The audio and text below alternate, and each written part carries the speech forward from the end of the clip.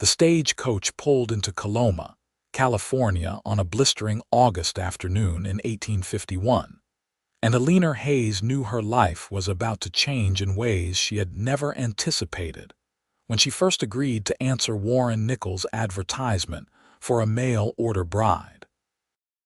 The baby in her arms whimpered softly against her sweat-dampened bodice, and Eleanor rocked her niece gently, whispering soothing words even as her own heart hammered with uncertainty. She had written to Warren twice since leaving Missouri, explaining the circumstances that had led to her bringing little Rose along, but she had no way of knowing if those letters had reached him before her arrival. The mining town buzzed with activity all around her as she stepped down from the coach with the driver's assistance. Men shouted to each other about claims and strikes, horses whinnied and stamped in the dust, and somewhere a piano played a jaunty tune that seemed at odds with Eleanor's nervous stomach. She clutched Rose closer and scanned the crowd of weathered faces, searching for the man she had seen only in a single daguerreotype, a serious-looking fellow with kind eyes and strong features. "Miss Hayes." The voice came from her left, deep and uncertain. Eleanor turned and found herself looking up into the face from the photograph. Though in person, Warren Nichols was taller than she had imagined, broader in the shoulders, with sun-bronzed skin that spoke of long days working outdoors. His dark hair curled slightly beneath his hat, and those kind eyes she had noticed in the picture now studied her with a mixture of hope and confusion as his gaze dropped to the infant in her arms. "Mr. Nichols," Eleanor said, her voice steadier than she felt. "I apologize for the surprise. I sent letters explaining, but I see now they must not have arrived before me." Warren removed his hat, turning it in his hands.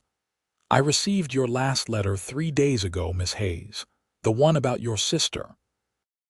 The word sister hung between them, heavy with all the grief and tragedy that had brought Eleanor to this moment. She blinked back the tears that still came too easily when she thought of Margaret, her beautiful older sister who had died bringing Rose into the world just 2 months past. Their parents had passed years before, taken by fever, and Margaret's husband had been killed in a farming accident before he even knew Margaret was carrying his child. There had been no one else, nowhere else for Eleanor to go except forward with the plans she had already set in motion. "Then you know," Eleanor said quietly, adjusting the blanket around Rose's small face to shield her from the bright sunlight. "I know your sister passed, and I am sorry for your loss," Warren said, his voice gentle. He stepped closer, looking down at the baby with an expression Eleanor could not quite read. "What is her name?" "Rose. Rose Margaret, after my sister." Warren was silent for a long moment, and Eleanor's heart sank. She could already hear the rejection coming, the reasonable explanation that he had sent for a wife, not a ready-made family. She had prepared herself for this possibility during the entire journey west, had steeled herself to face it with dignity, even as she had no idea what she would do next if he turned them away. Then Warren's face broke into a slow smile, transforming his serious features into something warm and welcoming. "Then I am an uncle now," he said simply, reaching out to gently touch Rose's tiny hand with one calloused finger. The baby's fingers instinctively curled around his, and something shifted in Eleanor's chest, a loosening of the tight band of fear that had gripped her since Margaret's death. "You mean you still want to go through with the marriage?" Eleanor asked, hardly daring to believe it. "Miss Hayes, I sent for a bride because I was looking to build a family. Seems to me you have brought the start of one already made." Warren met her eyes, and Eleanor saw nothing but sincerity there. "Unless you have changed your mind." "I know the letters we exchanged were not many, and seeing a man in person can be different from words on paper." Eleanor found herself smiling despite her exhaustion from the journey. I have not changed my mind, Mr. Nichols. Warren, he corrected. If we are to be married, I would have you call me Warren. Warren, Eleanor repeated. And you should call me Eleanor. He nodded, settling his hat back on his head. Eleanor, let me get your trunk loaded onto my wagon and we will head to the ranch. It is a few miles outside of town, up in the hills. I have a small herd of cattle I am building up and some horses. The house is nothing fancy, but it is solid and there is a good creek running through the property. As Warren collected her trunk and led her to a sturdy wagon hitched to two patient horses, Eleanor felt some of the tension ease from her shoulders. She had made the right decision in coming west, even though the circumstances were not what anyone could have predicted. Warren helped her up onto the wagon seat with a steady hand, showing remarkable care given that she held a baby, and then climbed up beside her. The ride out of Coloma took them through landscape, unlike anything Eleanor had seen in Missouri. The California hills rolled golden and dry in the late summer heat, dotted with oak trees and rocky outcroppings. In the distance, the Sierra Nevada mountains rose up in shades of blue and purple, their peaks still showing traces of snow even in August. The American River glittered in the valley below, the waterway that had sparked the gold rush just 3 years earlier and transformed this entire region overnight. It must have been quite different when you first arrived, Eleanor said, watching the scenery pass. Warren nodded, keeping his attention on the horses. I came in '49 like half the men in California. Spent 6 months breaking my back in the river, freezing in water up to my waist, digging through gravel. Made enough to buy some land and stock it properly, then got out of the mining game.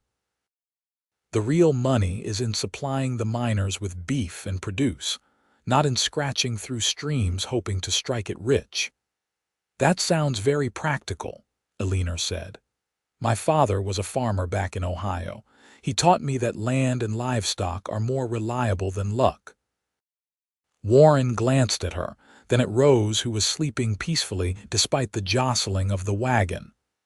What did your father do, if I might ask? He was a shopkeeper in Springfield. My mother helped him run it. When they died, Margaret and I tried to keep it going, but we could not manage the debts they had accumulated.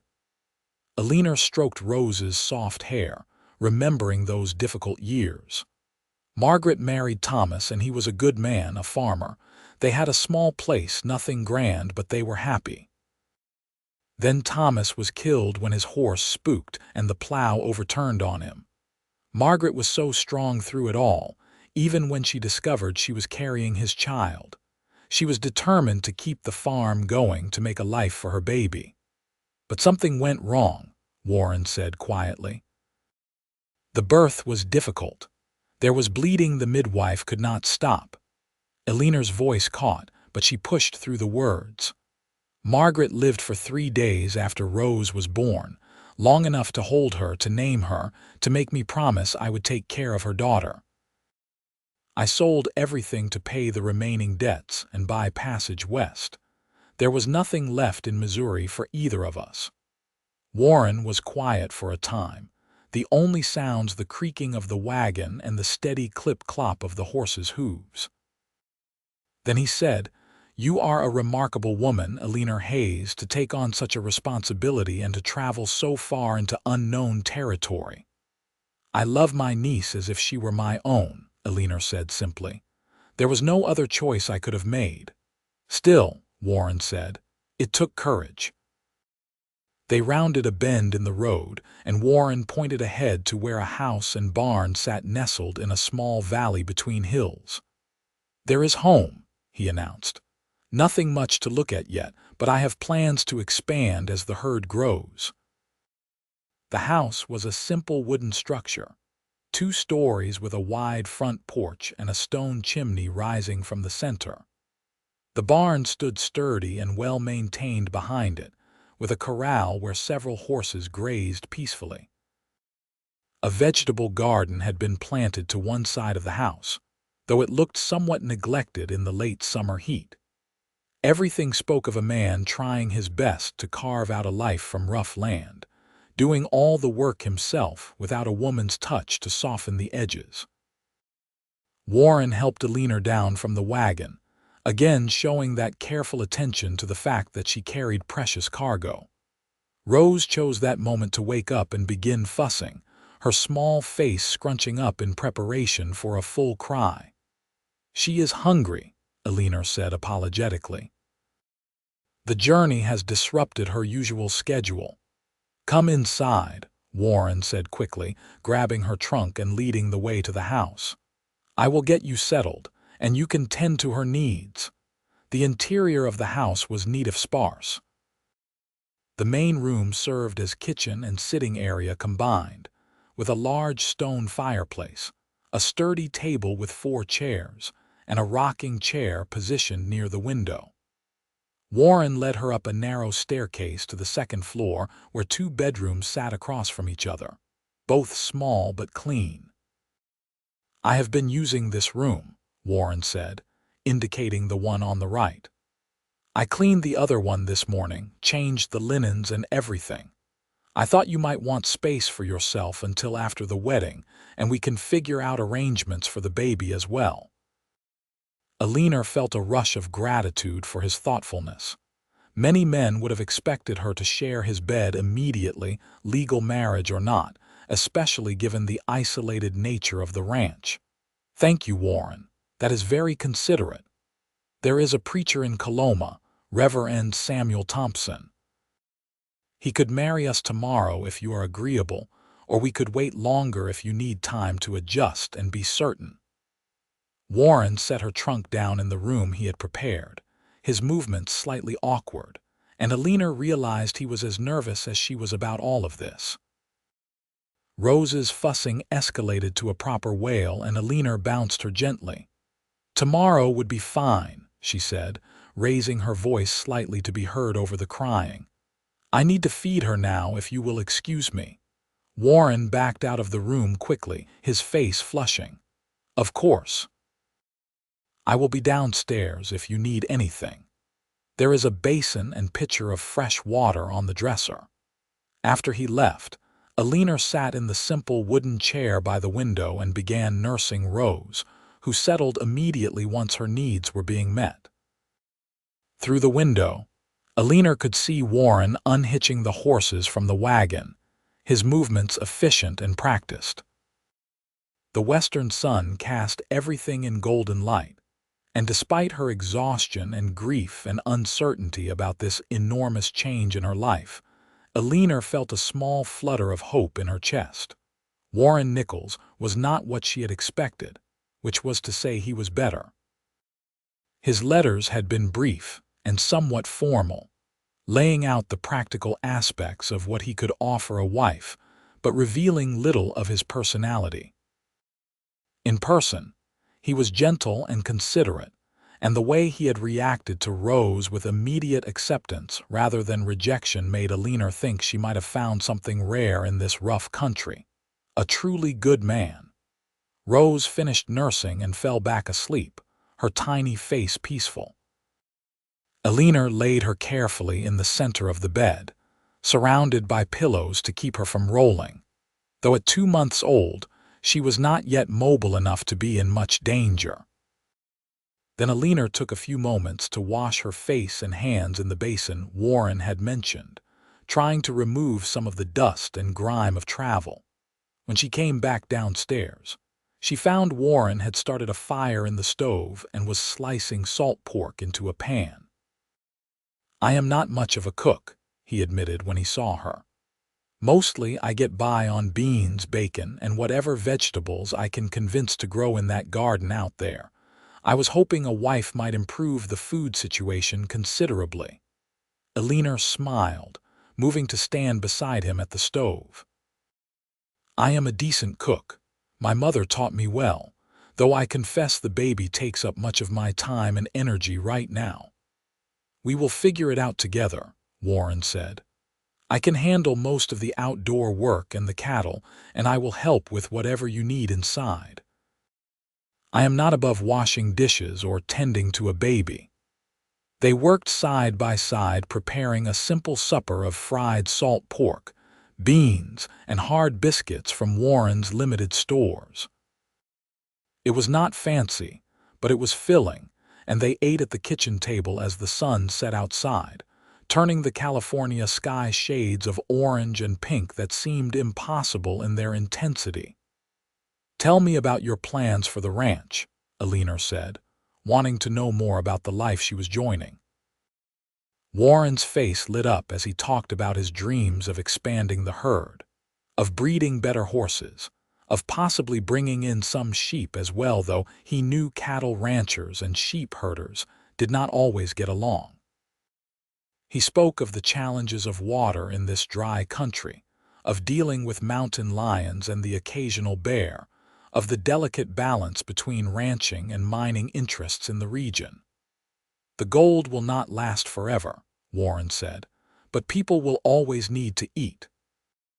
If I can build a strong operation here, it will support a family for generations." "You think very far ahead," Eleanor observed. "I suppose I do. My father always said a man should plant trees even if he will never sit in their shade." Warren paused, then added, "I know our arrangement is not a traditional courtship, Eleanor. We are essentially strangers thrown together by circumstance and advertisement. But I hope in time we might build something real between us, something more than just a practical arrangement." Eleanor met his eyes across the table. "I hope for that as well, Warren." A thin cry came from upstairs, and Eleanor excused herself to tend to Rose. When she came back down with the baby in her arms, she found Warren had cleared the dishes and was adding wood to the fire even though the evening was still warm. "Would you like to hold her?" Eleanor asked, surprising herself with the offer. Warren turned, his expression uncertain. "I have never held a baby before. There is a first time for everything." Eleanor moved closer, showing him how to support Rose's head and body. Warren's large, work-roughened hands were remarkably gentle as he took the infant, cradling her awkwardly but safely against his chest. Rose blinked up at him with her dark blue eyes making small cooing sounds. Warren stared down at her with an expression of wonder. "She is so small," he said quietly. "So perfect." "She looks like Margaret," Eleanor said, her throat tightening. "The same eyes, the same little nose." "Then she will be beautiful when she grows up," Warren said, and the sincerity in his voice made Eleanor's eyes sting with tears. They sat together in the gathering darkness, Warren still holding Rose, and talked about everything and nothing. Eleanor learned that Warren was 26 years old, that he had 2 brothers still back in Ohio, that his mother had died when he was young, and his father had raised the boys alone. Warren learned that Eleanor was 22, that she had always wanted to see the West despite the dangers, that she loved to read though books were a precious commodity she had been forced to leave most of behind. "There is a lending library starting up in Coloma," Warren said. "Not much yet, but growing. We could get you a subscription." The simple thoughtfulness of the gesture touched Eleanor deeply. Here was a man who had known her for mere hours, who had just discovered he would be taking on not only a wife but also an infant, and he was already thinking about what would make her happy. When Rose began to fuss again, Eleanor took her back and announced she should probably retire for the night. Warren showed her how to bar the door downstairs and wished her a good sleep. "Tomorrow will be a big day," he said with a slight smile, "getting married and all." Eleanor climbed the stairs to the small bedroom that would be hers for only one night. Tomorrow she would become Warren's wife, and then they would need to rearrange the sleeping arrangements. But tonight, she had this quiet space to process everything that had happened, to grieve privately for her sister while also allowing herself to feel hope for the future.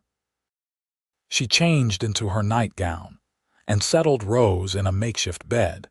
She created using her trunk and some folded blankets, positioning it right next to the bed so she could reach the baby easily during the night. Through the thin walls, she could hear Warren moving around in his own room, the creak of floorboards and the rustle of fabric as he prepared for sleep. Eleanor lay awake for a long time, listening to the unfamiliar sounds of this new place. Crickets chirped outside, and somewhere in the distance a coyote howled. The house made settling noises, wood contracting as the temperature dropped. It was so different from Missouri, from the life she had known. Everything had changed so quickly, first Margaret's death, and now this leap into marriage with a stranger. But Warren was a good man. Eleanor's instincts told her this was true, and she had learned to trust her instincts. He had accepted Rose without hesitation, had offered Eleanor respect and patience, had shown her kindness when he could have been cold or demanding. Many men in his position would have sent her right back on that stagecoach. Instead, he had called himself an uncle and smiled at the baby with genuine warmth. Tomorrow she would marry him, and they would begin building this unexpected family together. Eleanor closed her eyes and sent a prayer heavenward for Margaret, hoping her sister could somehow know that Rose would be loved and cared for, that Eleanor had found a place where they could make a new beginning. The morning dawned bright and clear, and Eleanor woke to sunlight streaming through the window and Rose making hungry noises in her little nest. She fed and changed the baby, then dressed carefully in her best dress, a dark blue cotton that brought out her eyes. It was not a proper wedding dress, but it was the nicest thing she owned, and she pinned a small brooch that had been their mother's at the collar. When she came downstairs, she found Warren had already been up for hours. He was dressed in clean clothes, his hair damp from washing, and he had shaved carefully. The smell of coffee filled the room, and he had made an attempt at breakfast, producing fried eggs and toasted bread that were only slightly burned. "You look beautiful," he said when he saw her, and the admiration in his eyes seemed genuine. "Thank you. You look very handsome yourself." Eleanor settled Rose in the crook of one arm and accepted the cup of coffee Warren poured for her. They ate quickly, both of them nervous about the day ahead. Warren had arranged for a neighbor, an older woman named Mrs. Clara Davies, who ran a small farm with her adult son nearby, to witness the ceremony and help Eleanor with Rose during the actual vows. They loaded into the wagon and made the journey back to Coloma, arriving at the small church just before noon. Reverend Thompson was a thin, serious man in his 50s who had come west to minister to the miners and had stayed despite the rough conditions. Mrs. Davies arrived shortly after they did, a plump woman with kind eyes who immediately took charge of Rose, cooing over the baby and giving Eleanor space to compose herself. The ceremony itself was brief and simple.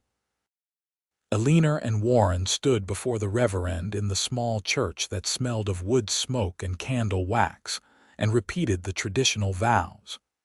Warren's voice was steady as he promised to love and cherish her, and Eleanor's hands trembled only slightly as she made the same promises in return.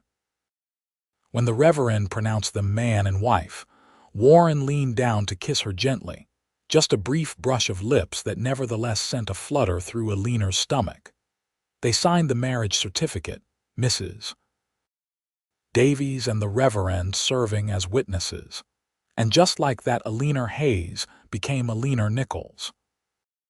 It felt surreal, this enormous change accomplished in mere minutes, but when Warren took her hand as they walked out of the church into the bright sunshine, the solid warmth of his grip felt real and reassuring. Mrs.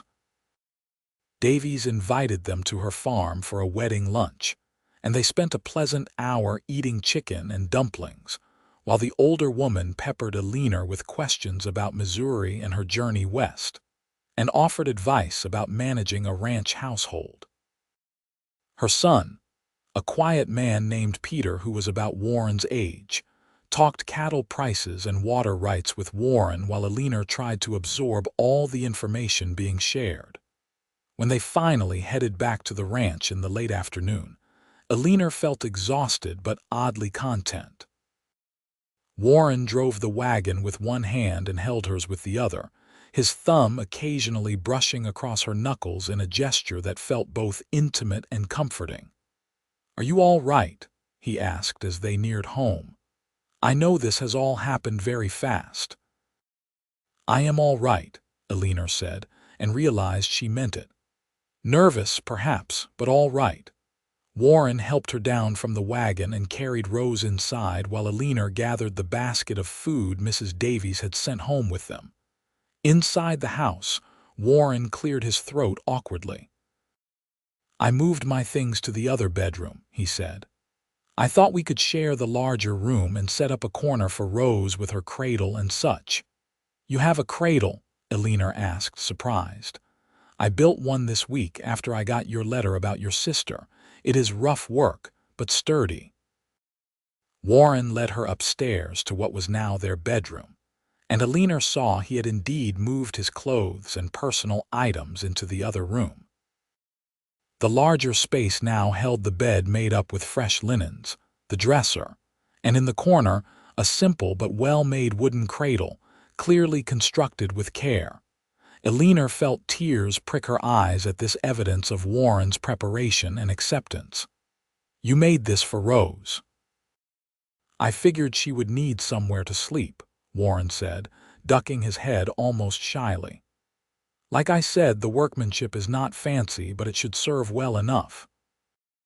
Eleanor set Rose in the cradle, and the baby looked around at her new bed with wide eyes before yawning and settling down contentedly.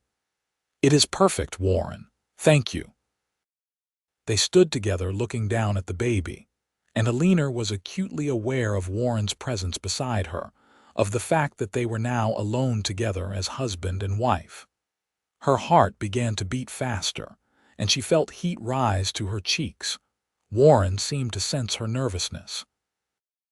"Eleanor," he said quietly, "I know this is our wedding day and there are certain expectations. But I want you to know there is no pressure.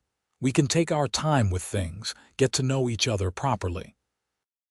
Eleanor turned to look at him, at this man who kept surprising her with his thoughtfulness. "You are very kind, Warren. I just want you to be comfortable here. I want this to be your home, not a place where you feel trapped or afraid." On impulse, Eleanor reached up and touched his cheek, feeling the smoothness where he had shaved so carefully that morning. "I am not afraid," she said softly. "Perhaps nervous, but not afraid."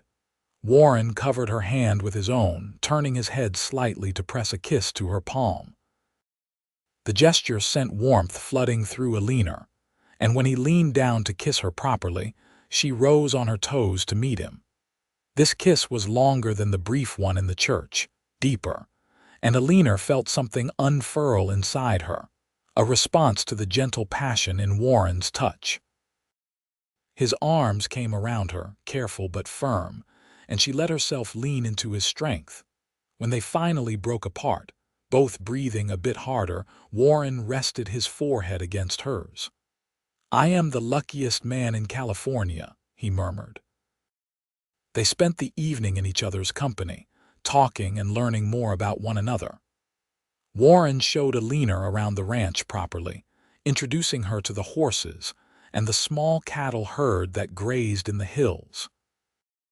He explained his routines and what would need to be done as summer turned to fall, and then winter. Eleanor talked about her plans for the garden, for putting up preserves and preparing for the colder months, for making the house more of a home. As darkness fell, they returned to the house and Eleanor prepared a simple supper from the leftovers Mrs. Davies had sent. After they ate and cleaned up together, Warren built up the fire while Eleanor nursed Rose and rocked her to sleep. There was a comfortable domesticity to it all that made Eleanor's heart feel full. That night, when they climbed the stairs to their shared bedroom, Eleanor's nervousness returned, but it was tempered by the genuine affection she was beginning to feel for her new husband. Warren was patient and gentle, taking his time, making sure Eleanor felt safe and cared for. Their coming together was tender rather than passionate, but it sealed their union in a way that felt right. And afterward, Warren held her close and stroked her hair until she drifted off to sleep feeling warm and protected. The days that followed fell into a rhythm. Warren rose early to tend to the animals and check on the herd, while Eleanor managed the house and cared for Rose. She began working on the neglected garden, coaxing late summer vegetables to ripen and planning for next year's planting. Warren proved true to his word about helping, often coming in from his outdoor work to wash dishes or hold Rose while Eleanor prepared meals or did laundry. In the evenings, they would sit together on the porch as the heat of the day faded, watching the sun set over the California hills. Warren would hold Rose and make silly faces at her until the baby giggled, a sound that never failed to make both adults smile. Sometimes they would talk about their days, sharing stories and dreams. Other times they would sit in comfortable silence, simply enjoying each other's presence. 3 weeks after the wedding, Eleanor woke in the middle of the night to Rose's crying and found Warren already up, pacing the room with the baby against his shoulder, patting her back gently and humming a tuneless song. "She has been fussing for about 10 minutes, he said quietly when he saw Eleanor was awake. "I think it might be her stomach. You said she had been having trouble with that." Eleanor took Rose and found Warren was right. The baby's little belly was hard and uncomfortable. She spent the next hour walking with Rose, rubbing her back and trying different positions until finally the baby passed gas and settled back down to sleep. "You are good with her," Eleanor said as she climbed back into bed, exhausted. Warren pulled her close, and Eleanor nestled against his chest. "She is family," he said simply, as if that explained everything. Perhaps it did. A month into their marriage, Eleanor realized that the grief she still carried for Margaret was slowly transforming. It would always be there, a tender spot in her heart, but it no longer threatened to overwhelm her at every moment. Rose was thriving, growing bigger and more alert every day, and Eleanor found joy in each small milestone. The baby's first real smile came while Warren was making those silly faces, and both Eleanor and Warren laughed with delight at the toothless grin. As fall approached, Warren began preparing for the cattle drive that would take a portion of his herd to market in Sacramento.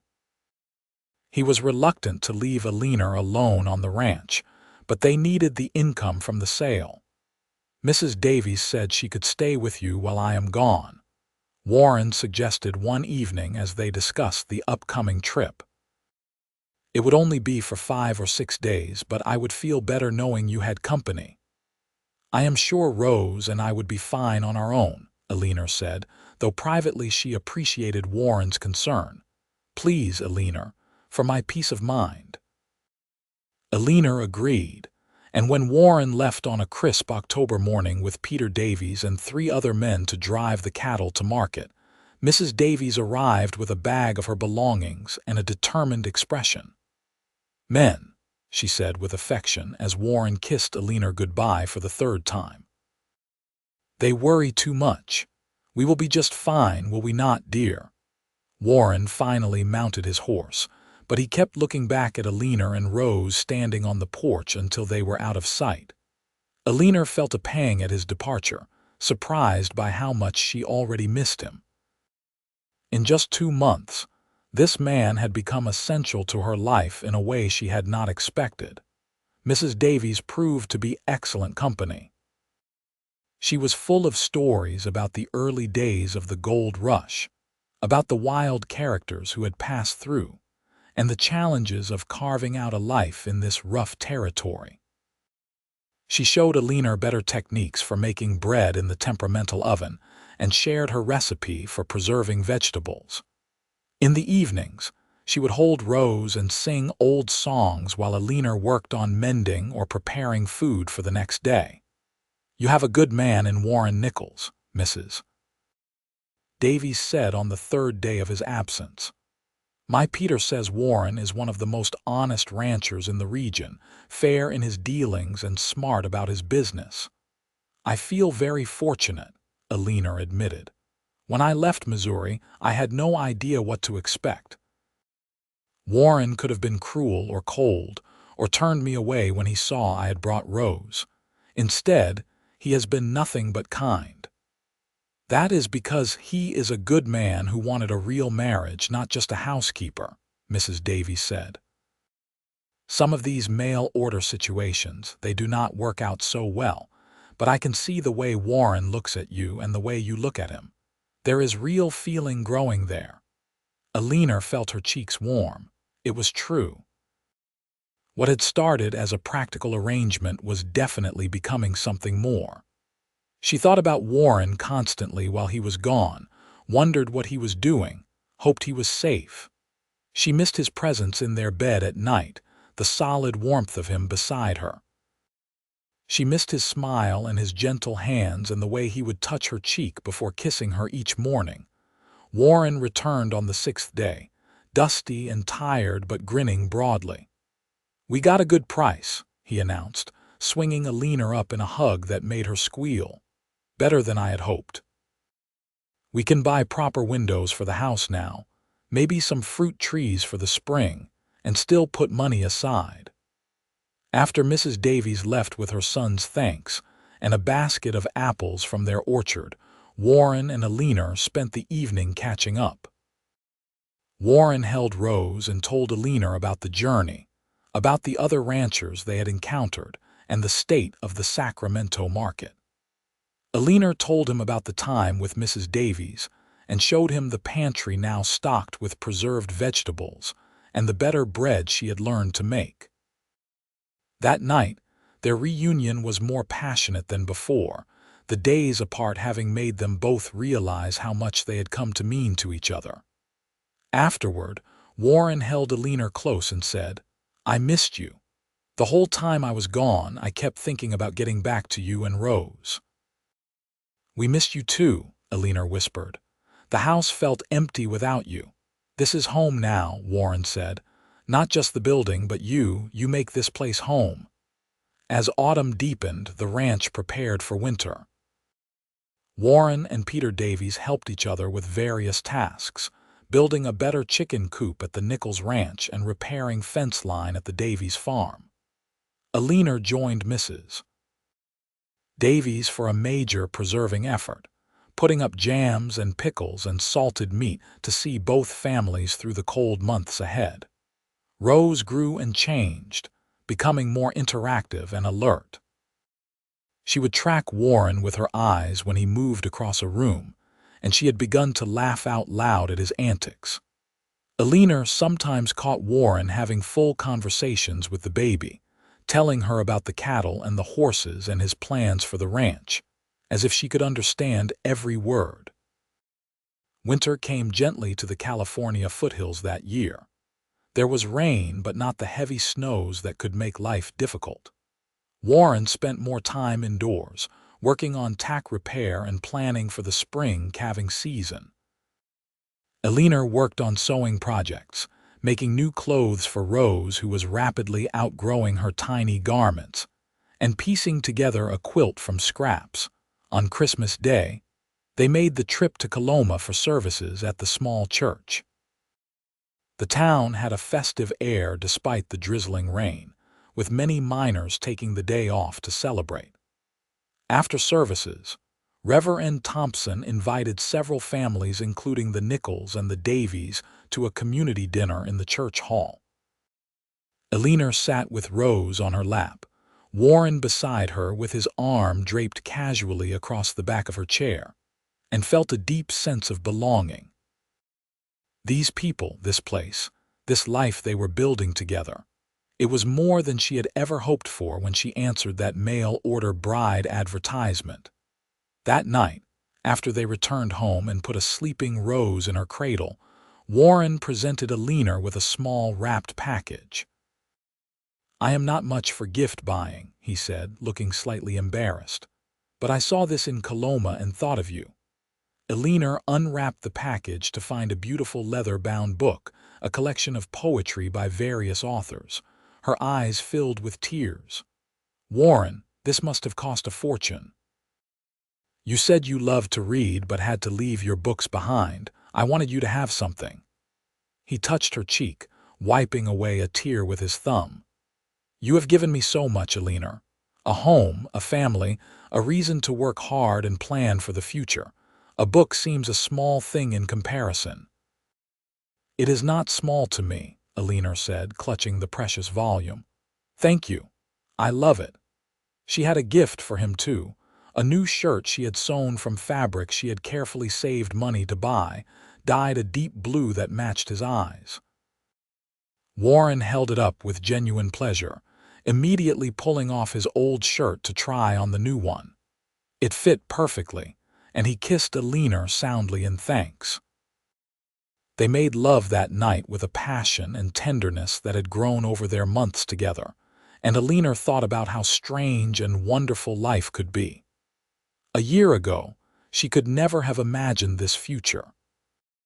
She had been Eleanor Hayes, shopkeeper's daughter, helping her sister prepare for a baby, and planning to answer an advertisement for a mail-order bride out of necessity more than anything. Now she was Eleanor Nichols, wife and mother, building a life in California with a man she had genuinely come to love. The new year of 1852 arrived with crisp, clear weather. Warren threw himself into preparing for spring, repairing equipment and checking the pregnant cows daily. Rose continued to grow, reaching the age where she was trying to sit up and grab at everything within reach. Eleanor established routines that balanced the demands of caring for a baby with running a household. And slowly, the ranch house began to feel less sparse and more like a real home. In February, Eleanor realized her monthly courses were late. She waited, not wanting to say anything until she was certain, but as the days passed and other signs appeared, she became convinced. One evening, as they sat together after supper with Rose playing on a blanket between them, Eleanor gathered her courage. "Warren, I need to tell you something." He looked up from the piece of harness he was mending, his expression attentive. "What is it?" "I believe I am expecting a child." Eleanor held her breath, watching his face for his reaction. Warren's eyes widened, and then a huge smile broke across his face. "Truly, you are certain?" "As certain as I can be without a doctor's confirmation. All the signs are there." Warren set aside his work and pulled Eleanor into his arms, kissing her thoroughly. "This is wonderful news," he said against her hair. "A baby, our baby." "You are happy about it?" Eleanor asked, even though his reaction had made it clear. "Happy, Eleanor, I am overjoyed. Rose will have a brother or sister, and our family will grow." Warren's hand moved to her still flat stomach, resting there gently. "When do you think the baby will come?" "If I am calculating correctly, sometime in early October." They spent the rest of the evening making plans and dreaming about the future. Warren was adamant that Eleanor should take things easier, not overwork herself. Eleanor laughed at his sudden protective streak, but agreed to be sensible. The pregnancy progressed smoothly through the spring and into summer. Rose learned to sit up on her own, then to crawl, becoming a mobile little explorer who required constant watching.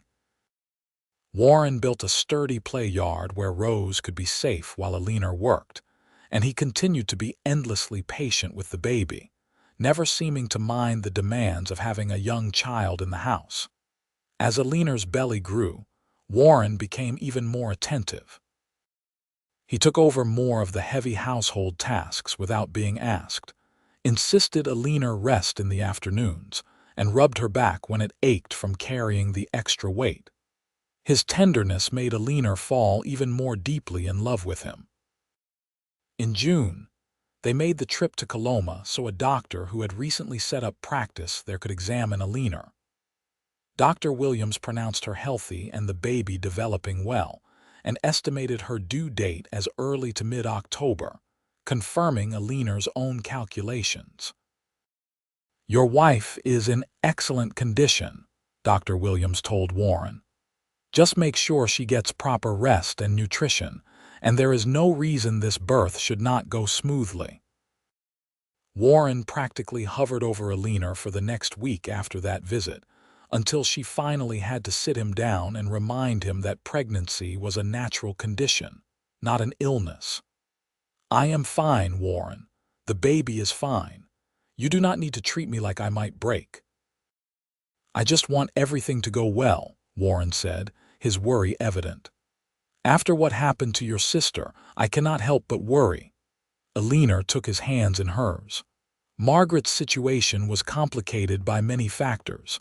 I am healthy and strong, and we have a good doctor nearby if needed. Please try not to worry so much." Warren did try, though Eleanor could tell he remained anxious as her due date approached. In September, Mrs. Davies came to stay at the ranch, planning to remain through the birth and the first weeks after to help with Rose and the household. Eleanor was grateful for the older woman's calming presence and practical knowledge. On October 8th, Eleanor woke in the early morning hours with her first labor pains. She lay quietly for a time, timing the contractions and trying not to wake Warren, but he sensed something was different and woke on his own. "Is it time?" he asked, immediately alert. "I believe so. The pains are still far apart, but they are definitely labor." Eleanor breathed through another contraction, gripping Warren's hand. Warren shot out of bed and nearly tripped over his own feet in his haste to get dressed. Despite her discomfort, Eleanor had to smile at his panic. "Warren, slow down. First babies usually take many hours. There is no need to rush." But Warren was already waking Mrs. Davies and insisting they send Peter to town for the doctor. As the sun rose, Eleanor labored steadily, walking the rooms of the house with Warren supporting her, pausing to breathe through contractions when they came. Mrs. Davies kept Rose entertained and out of the way, occasionally checking on Eleanor's progress with experienced eyes. Dr. Williams arrived before noon, examined Eleanor, and pronounced everything progressing normally if slowly.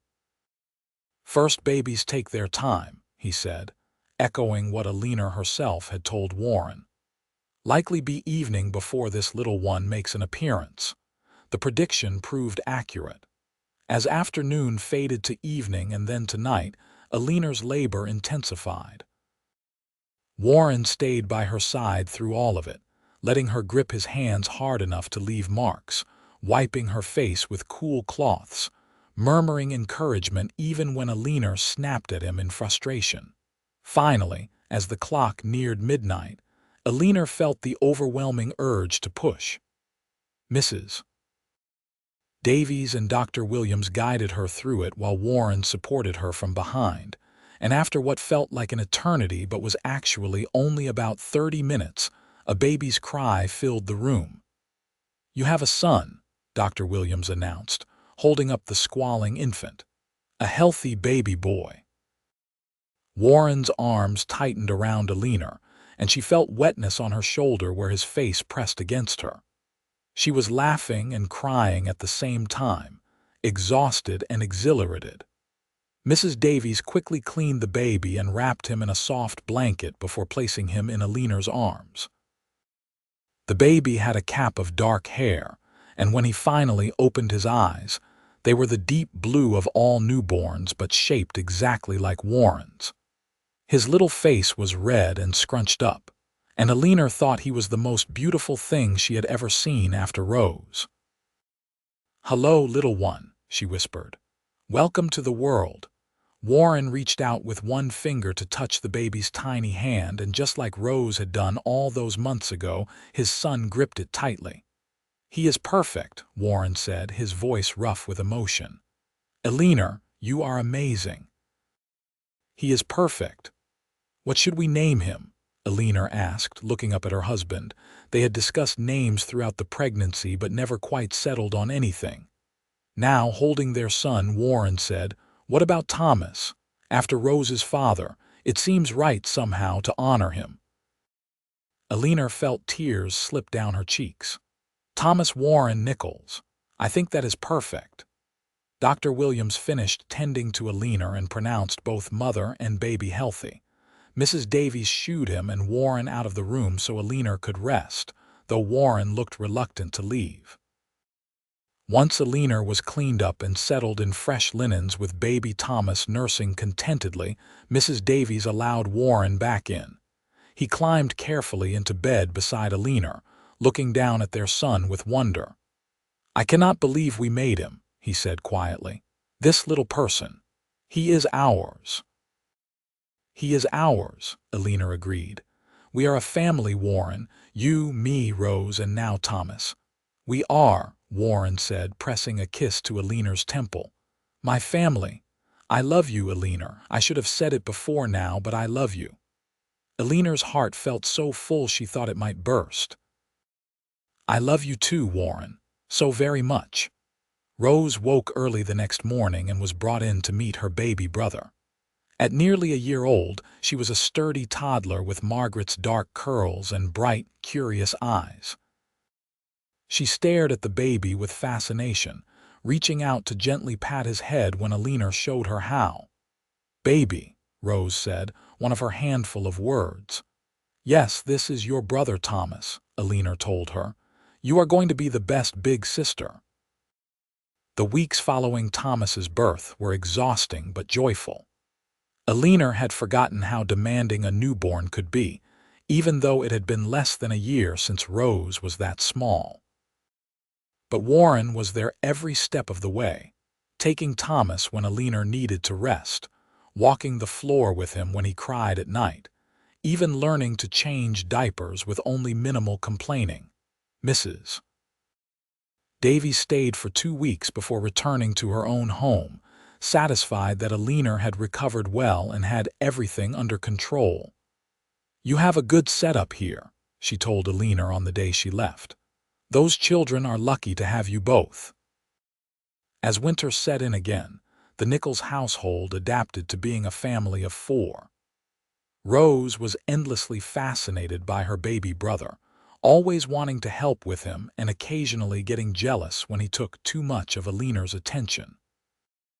Warren would scoop Rose up at those times, taking her out to see the horses or play some game to remind her she was still special and loved. Thomas proved to be a different baby than Rose had been. Where Rose had been relatively calm and easy, Thomas was more demanding, wanting to be held constantly and crying more readily. But he was also quick to smile and seemed to love attention. Warren doted on both children equally, spending his evenings after the ranch work was done playing with Rose and holding Thomas, telling them both stories about his own childhood and his dreams for their future.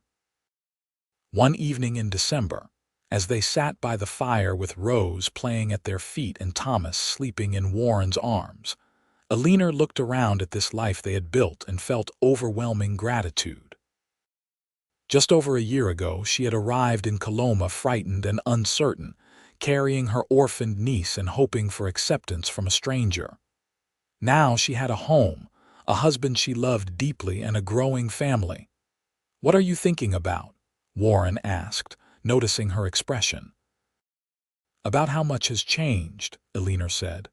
"About how grateful I am for all of this for you." Warren reached over to take her hand, Thomas still cradled in his other arm. "I am the grateful one. You brought life and love to this place. Before you came, it was just a house and some land. Now it is a home." "We built it together," Eleanor said. "We did," Warren agreed, "and we will keep building it together." The years that followed were full of both challenges and joys. The ranch prospered under Warren's careful management, the herd growing and the reputation of Nichols beef spreading throughout the region. Eleanor became known for her garden and her preserves, which she sometimes sold in town to bring in extra money. Rose grew into a bright, energetic child who followed her father around the ranch whenever allowed, learning about cattle and horses and the land. Thomas developed into a sturdy boy with his father's quiet determination and his mother's quick smile.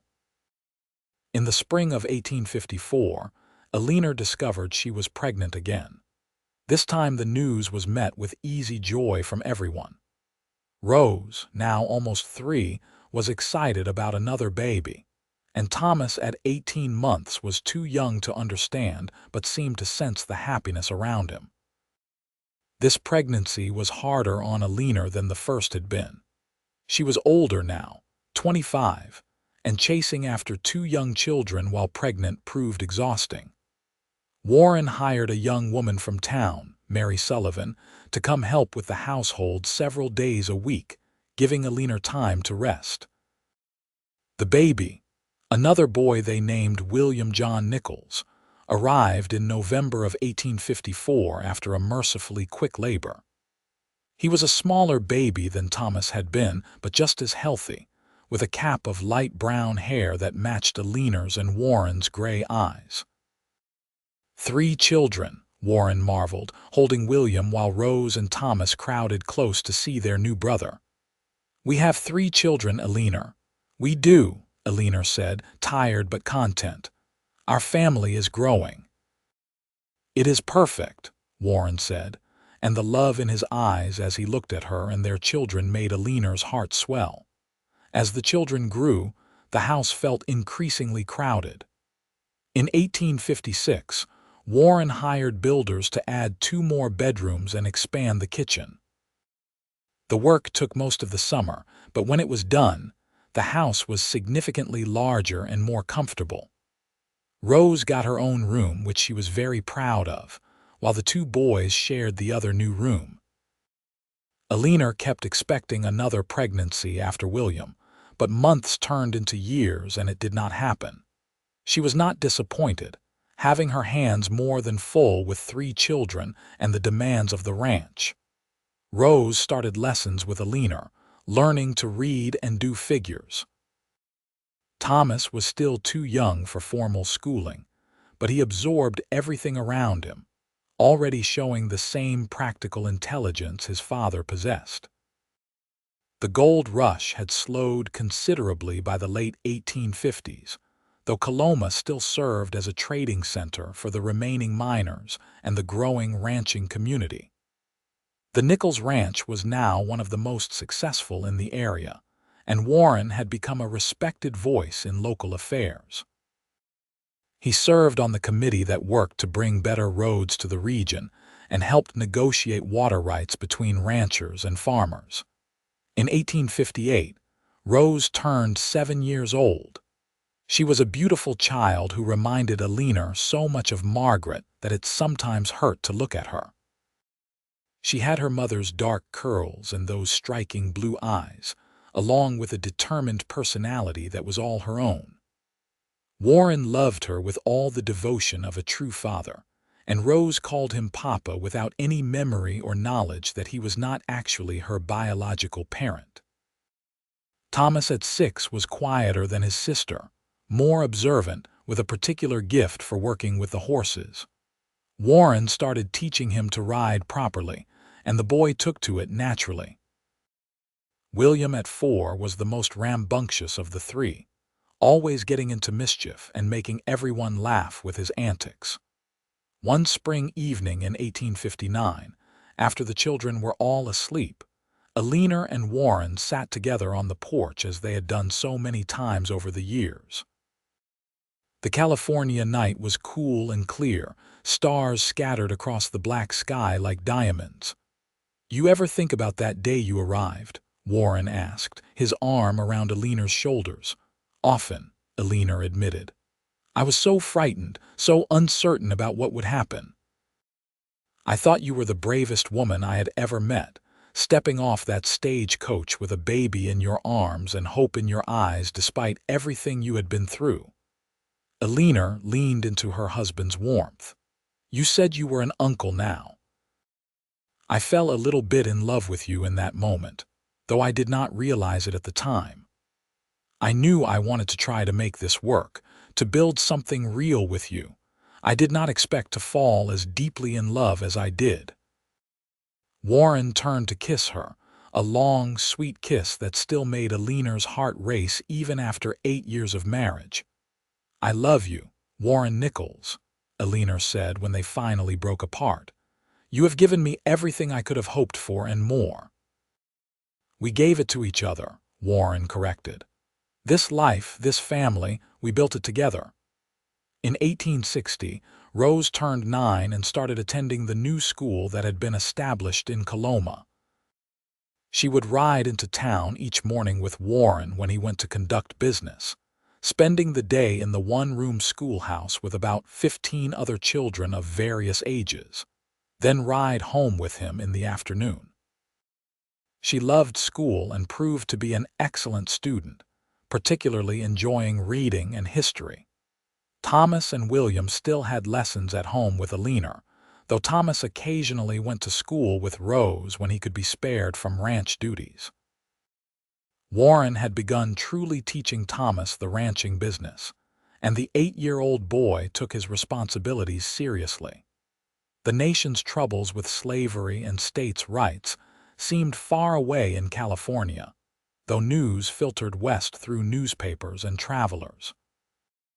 Warren and Eleanor discussed the growing tensions around the dinner table sometimes, talking about the moral questions involved and what it might mean for the country's future.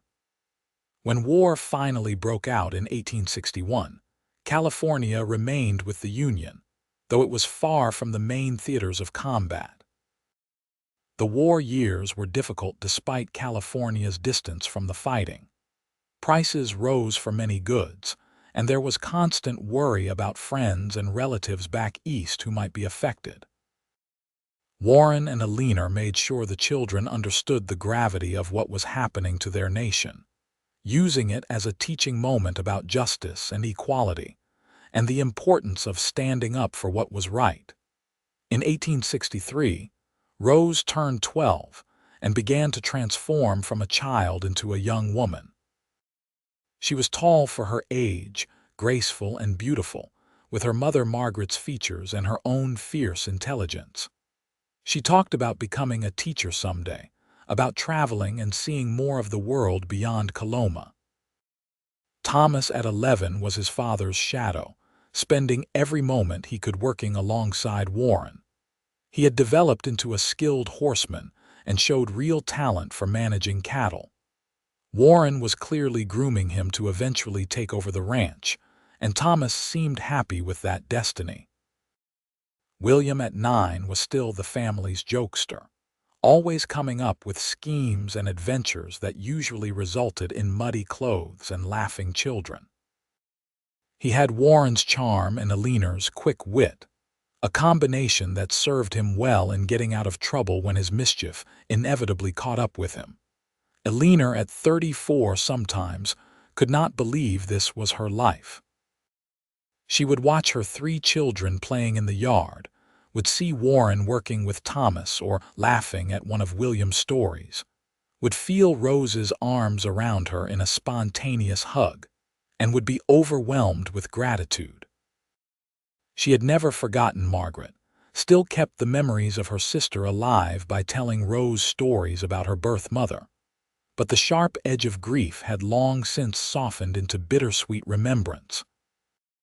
The war ended in 1865, and though California had been spared the worst of the destruction, there was a sense of the nation needing to heal and rebuild.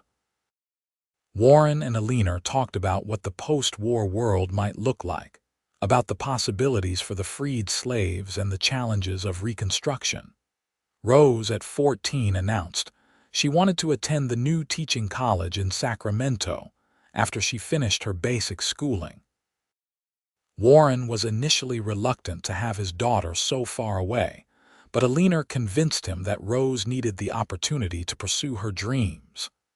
"We raised her to be independent and strong," Eleanor reminded him one night after Rose had gone to bed.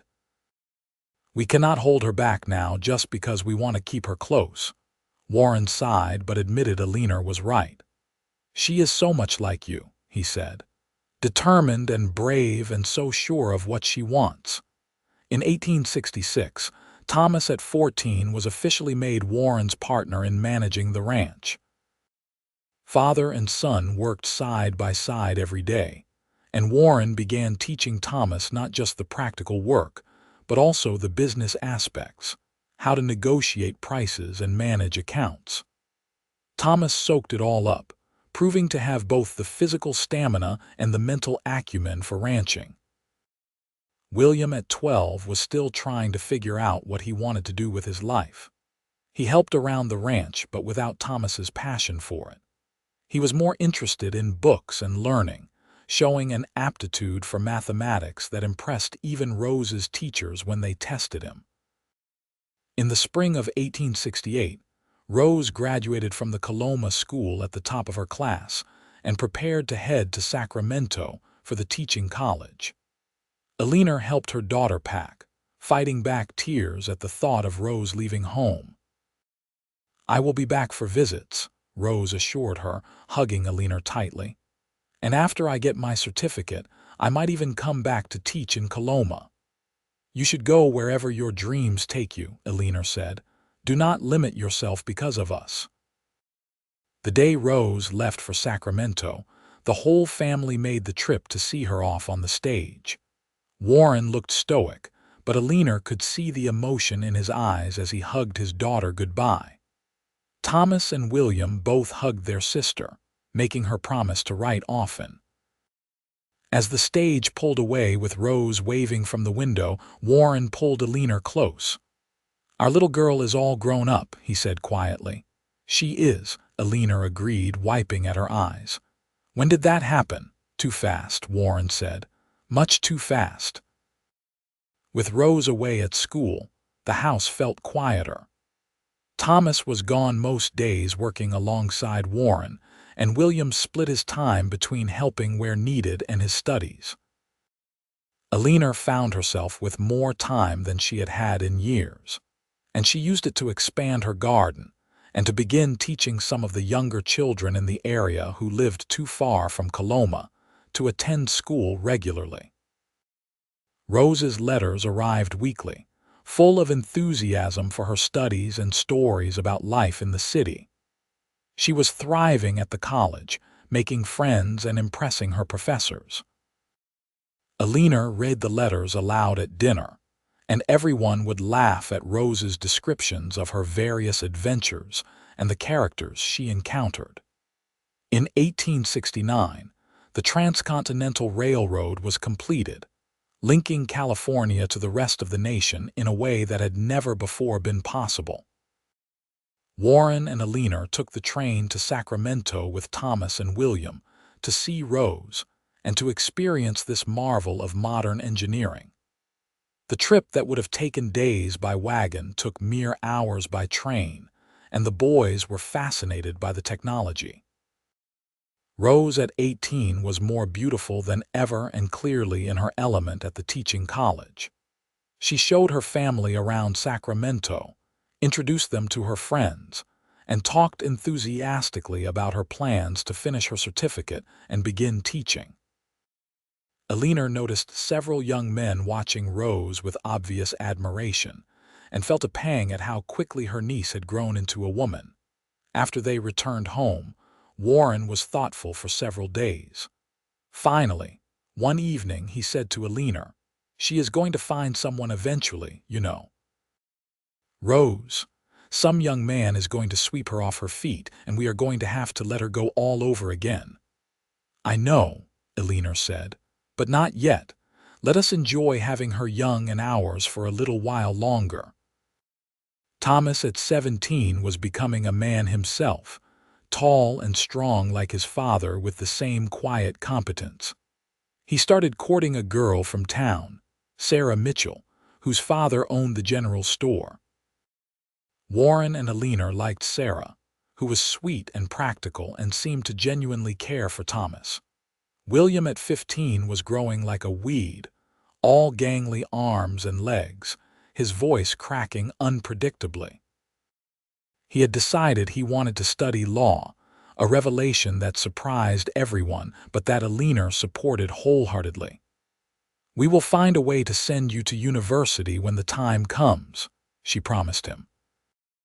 In 1870, Rose came home with her teaching certificate and news that she had accepted a position at a school in San Francisco. Warren looked like he might protest, but Eleanor squeezed his hand and he remained silent. "San Francisco," Eleanor said carefully. "That is quite far from home." "I know, Mama," Rose said, using the name she had always called Eleanor. "But it is an excellent opportunity, a new school with modern methods. I will learn so much." So Rose moved to San Francisco, and her letters now came from the big city by the bay, full of descriptions of cable cars and grand buildings and the diverse population. She visited home as often as she could, but those visits grew less frequent as she became established in her new life. Thomas married Sarah Mitchell in the spring of 1871.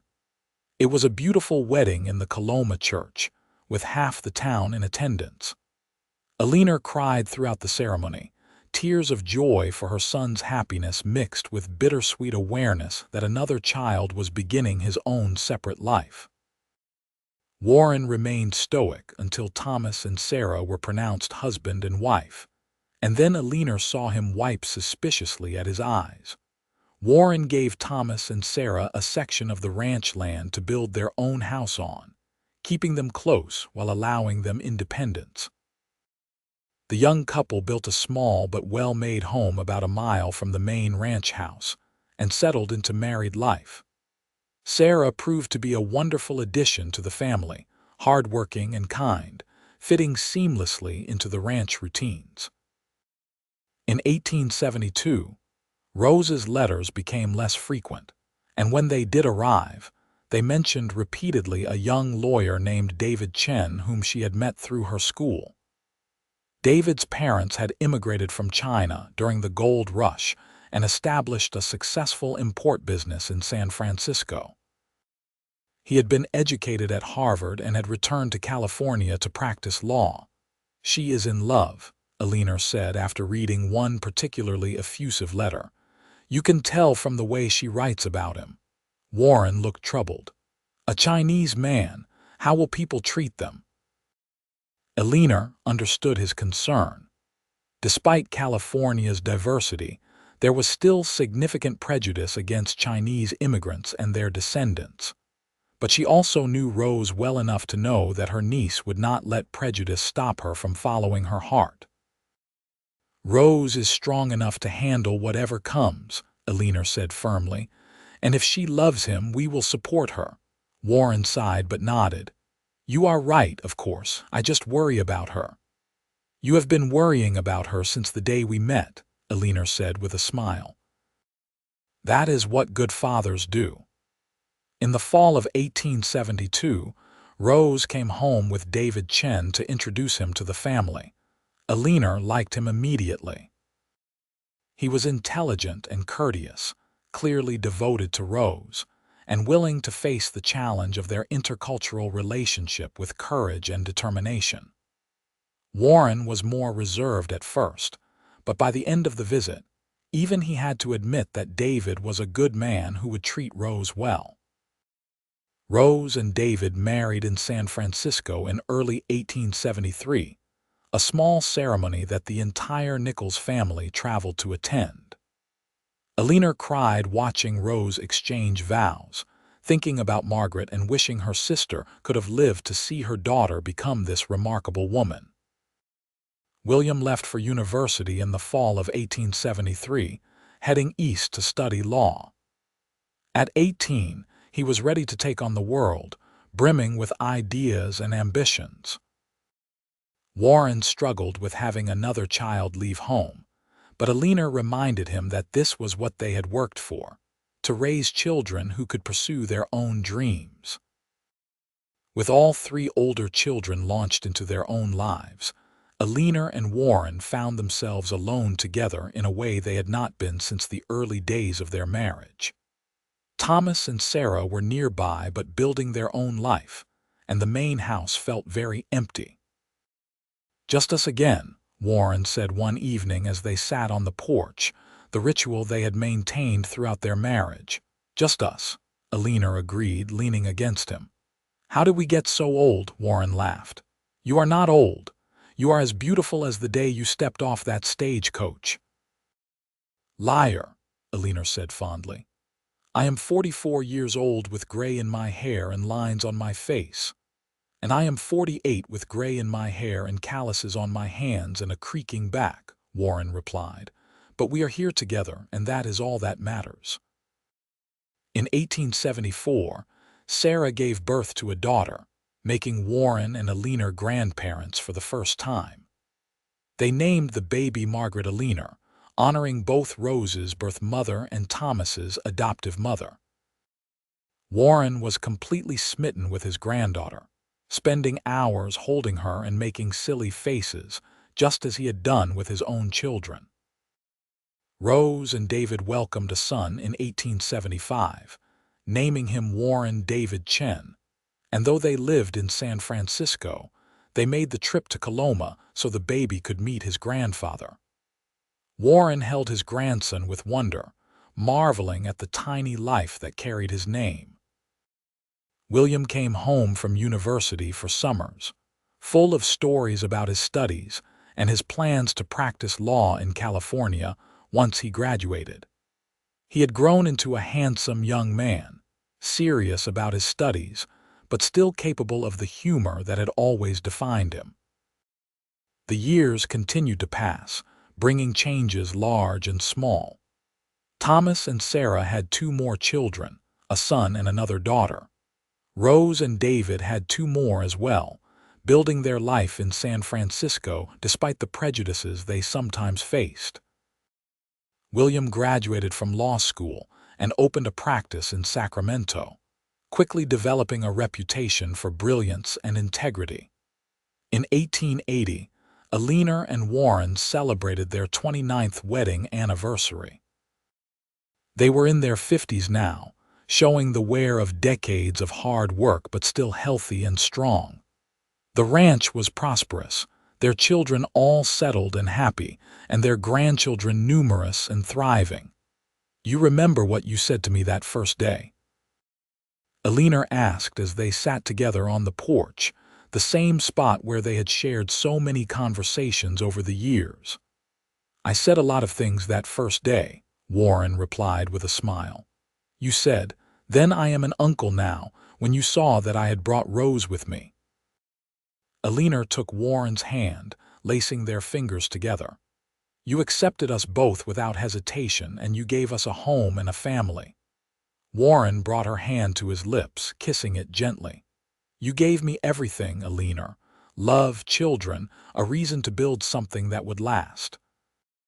I cannot imagine my life without you." "We were lucky," Eleanor said. "So many mail-order marriages do not work out well, but we found something real." "We did," Warren agreed.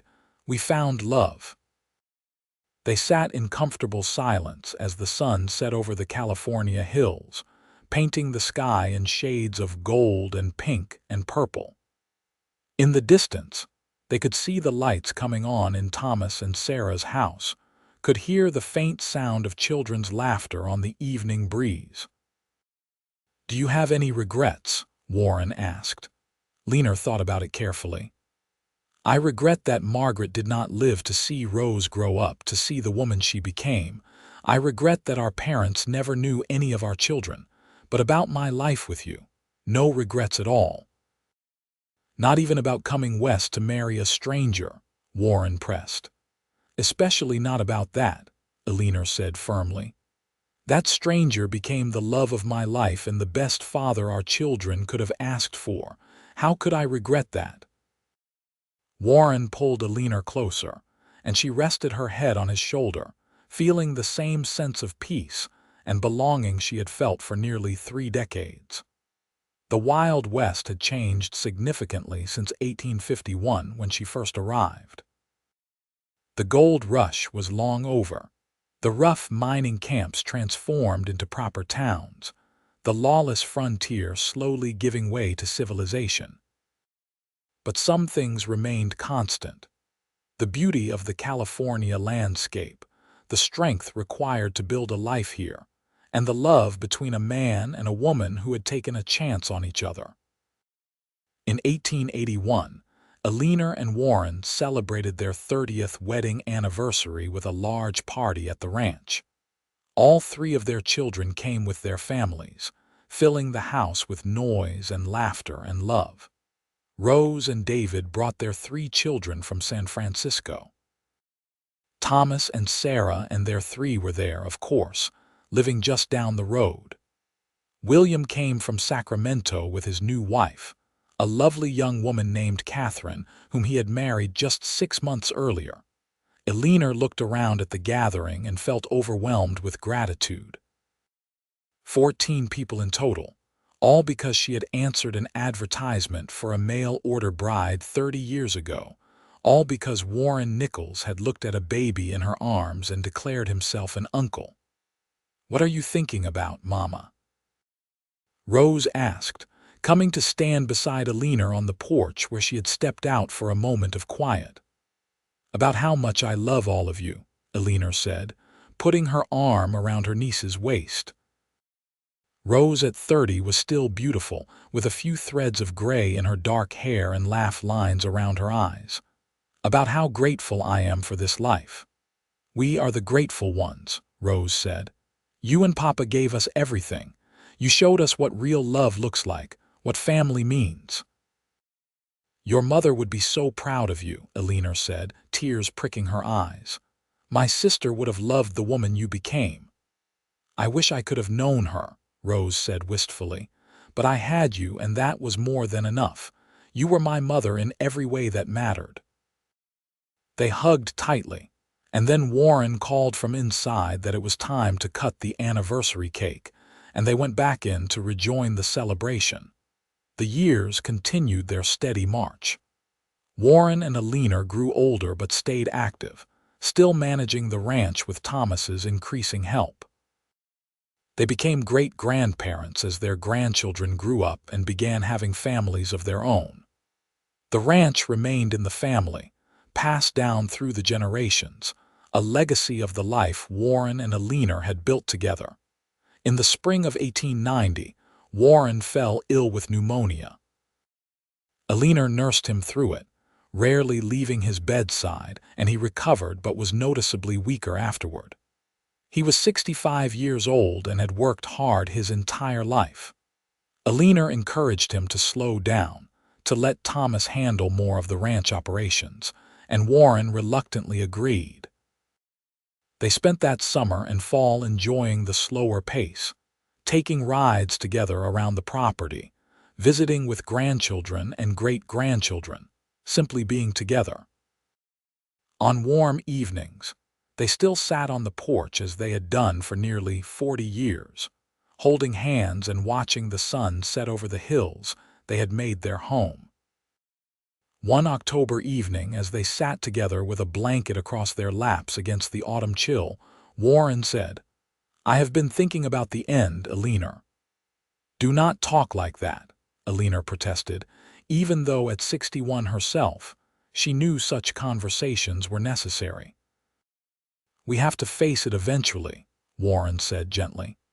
"When I go, and I think I will go first, I want you to know that every single day with you has been a blessing. Marrying you was the best decision I ever made." "Warren Nichols, you are going to make me cry," Eleanor said, tears already streaming down her face. "And you are not going anywhere for a very long time." But Warren was right about going first. In December of 1890, he suffered a heart attack and died peacefully in Eleanor's arms.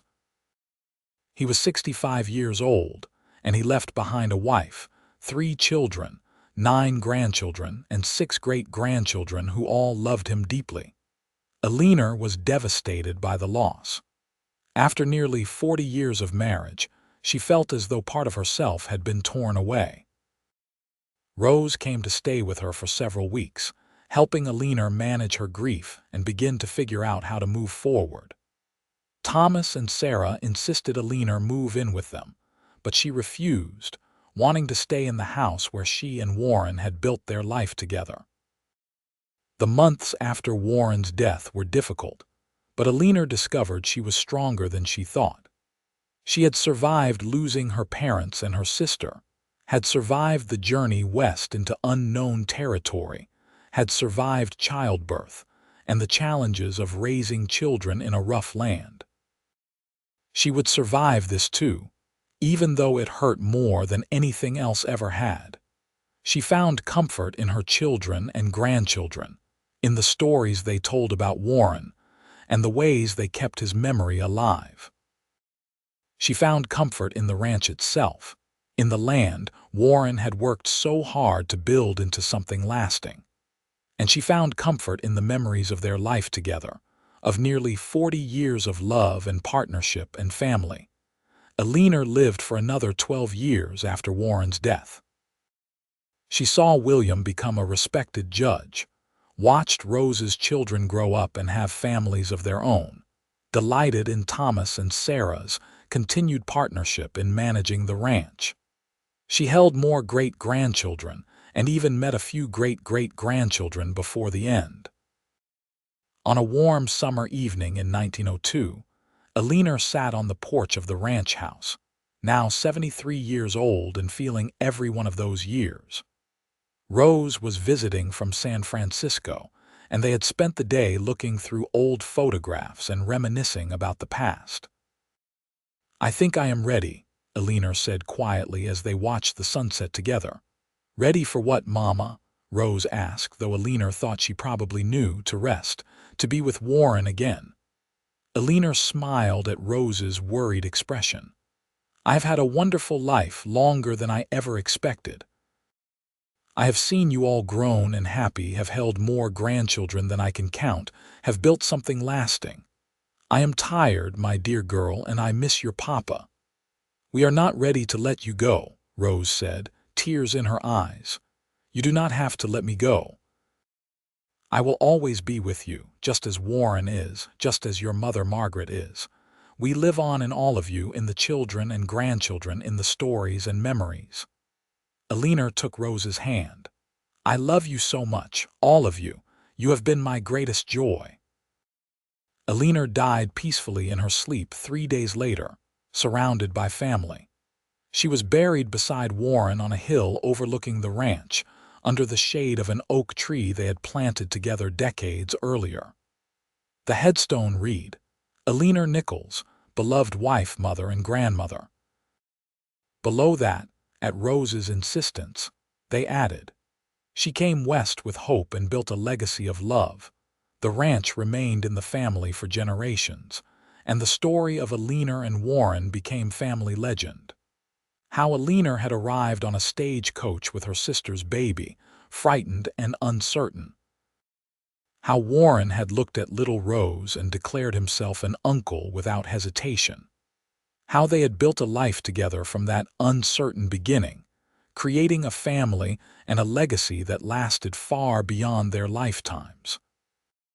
It was a story of courage and love, of taking chances and building something lasting.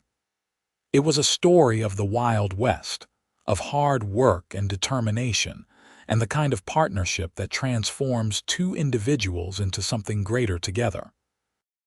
And it was, in the end, a love story, pure and simple, of two people who found each other against the odds and made something beautiful together. Their descendants still told the story, still visited the ranch that Warren and Eleanor had built, still looked at the old photographs and marveled at the lives their ancestors had lived. And on warm summer evenings, if you sat on the porch of that ranch house and watched the sun set over the California hills, you could almost feel their presence still there. Two souls who had loved each other across time and had left behind something precious for all who came after. The end.